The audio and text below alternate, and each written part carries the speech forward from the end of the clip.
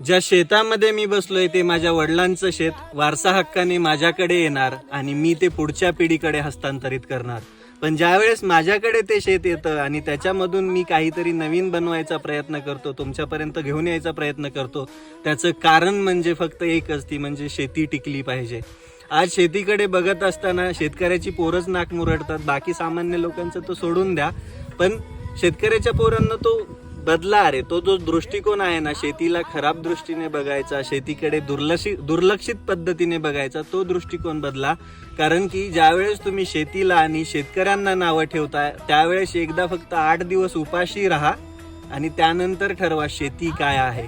तुमचं काहीही तुम्ही बनवलं, आधुनिकतेने काहीही केलं तरी तुम्हाला जे खायला भेटणारे गोष्टी आहेत त्याचं रॉ मटेरियल जे आहे ते आमच्या शेतामध्येच बनणार आहे. तुमच्या पिझ्झाचा मैदा आमच्या गव्हापासूनच बनणार आहे.